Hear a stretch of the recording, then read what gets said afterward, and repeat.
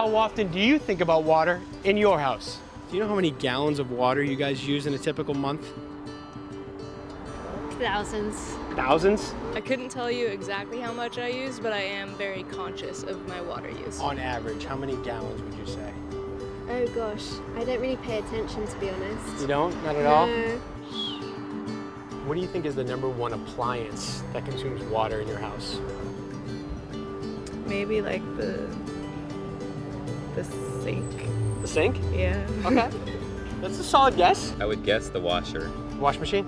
The shower. Shower? Yeah. I was gonna say the toilet. You got it! Really? That's the #1. Oh, cool. That's the #1. So smart. Honestly, most of the time you shouldn't have to think about your water. It just works. When you open up the faucet, you get water. But sometimes you do need to think about it. House floods from things like burst pipes can cost thousands of dollars to repair. And if you live in a place like California, where water is scarce, people want to conserve as much of it as they can.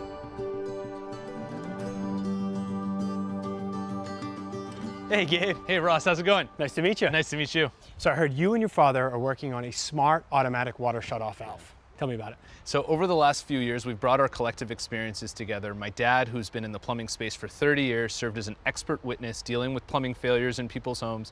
Me as an attorney dealing on the claim side of the same problem. Brought our experiences together to hopefully avoid catastrophic water damage in homes. We proactively maintain the plumbing system, automatically shut off the water if there's a problem, help keep those homes safe. I'd love to see more. Come on in, All let's right. go. So Ross, we've had quite an evolution in leak detection over the last number of years. So we started with having point sensors strategically placed around the home in what we determined as problematic area. Right. Some of the early iterations were sensors that could be placed around high-risk areas in the house, like on the floor near a washing machine or the water heater. If the sensors detected water, they would sound an audible alarm alerting you to the plumbing failure. The next iteration of water detection included an automatic water shutoff valve. The point sensors would connect to the shutoff valve, so if any of the sensors detected water, it could send a message to the valve to shut it off, which would prevent any more water from bursting into the house. With both of these sensors, there were a lot of vulnerable areas left unmonitored. So say a flood occurred where there wasn't a point sensor, in that case the valve would remain open and the same level of water damage would occur.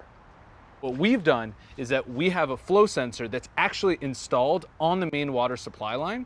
So in the event that water is running for too long of a period of time at too high of a flow rate, it can let you know, shut off the water. So we've basically negated the need for all of those point sensors that you previously had. Right, so the turbine inside there spins. The faster it spins, it basically tells you there's more water being used, but it's only going to tell you if there's catastrophic leaks. And there's a lot of people that are doing the same thing. You're right, and it's important for that reason, but what we've done is we've also put in 2 other kinds of sensors. We also have a pressure sensor in here, and we also have a temperature sensor. Temperature sensor is important because water reaches freezing temperatures in home all around the country, and the water expands in the pipe, causes it to burst, huge cause of catastrophic water damage. So we help notify homeowners in advance of that happening to help, better maintain their homes.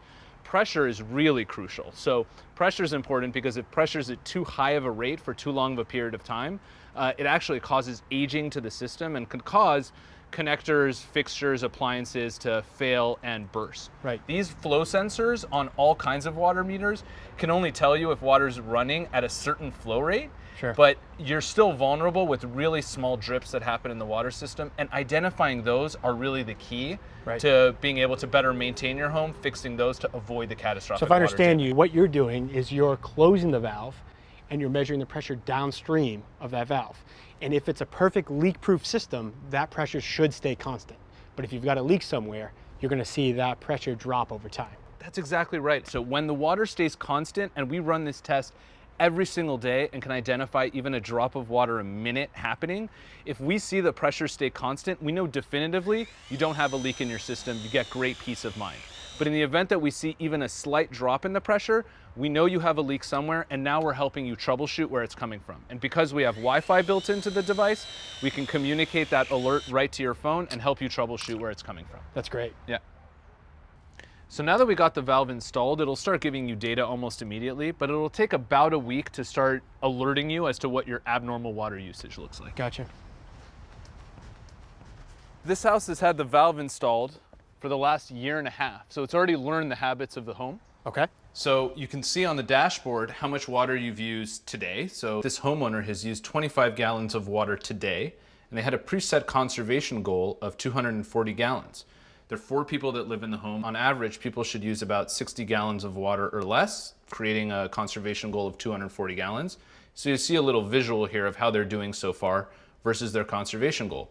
I mean, that's so important because most people have no idea how much water they use. That's exactly right. If I go over to the control panel, you can see in real time how the water is being used in the home. So the pressure is currently at around 61 psi.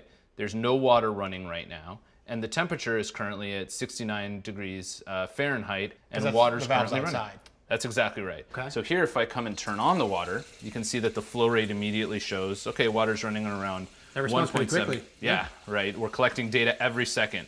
So while the water's running, you can see that I can just come over here and I can turn off the water at the valve. I hit OK, and you see that it's saying closing valve.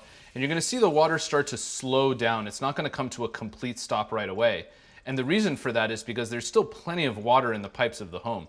But here I can just open the water right back up, and in a few seconds, look at that. Boom, you're gonna see the water come right back on, surge up, go back to around the 1.6 gallons a minute that it was at before. Cool. I wanna show you a pretty cool feature of the app we have.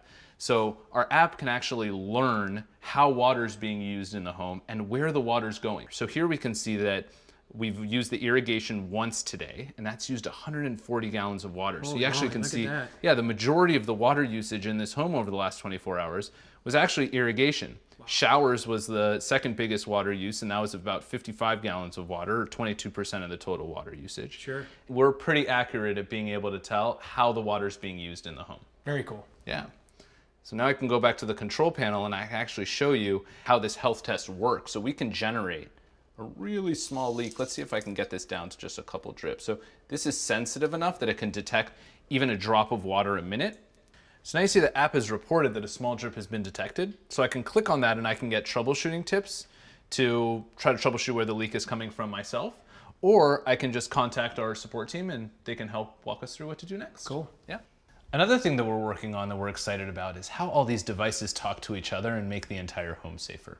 So as we saw, we have our temperature sensor that's there to help catch when water starts freezing within the pipes to help avoid those from bursting. Eventually, the device will be able to send a ping over to that smart thermostat to raise the temperature in the home to help avoid the pipes from freezing altogether. Totally cool. That's the future. That's where it's headed. Yeah, and that's what we're really excited about doing with these integrations that are coming. Thank you, Gabe, for the Hey, tour. Ross, thank you so much, man. Appreciate it. Hey, that was a pretty good story. You did it right. Settle down, you two.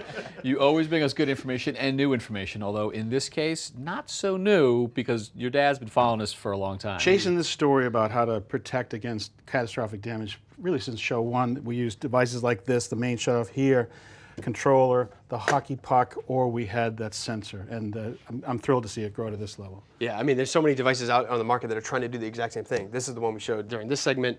This is another one that's on the market. That's been around for a while too. That's great. Yeah, and they're backed by industry players. Yeah. So there's other players in the market. I think it's super promising technology. I do have to say in the back of my head while watching it, I'm thinking, what about the nuisance calls? Yeah. Will it shut me down in the middle of a shower or misread something that it thinks it's a leak that isn't? Right. None of these devices are perfect, right? But the good thing is that if you're going to get a false alarm, you at least are aware of what's going on, right? Versus a catastrophic issue that you don't get alerted to. Right. Well, if you don't measure it, you can't modify it. So good information, guys. Thank you. Thanks for watching. This Old House has got a video for just about every home improvement project, so be sure to check out the others. And if you like what you see, click on the subscribe button to make sure that you get our newest videos right in your feed.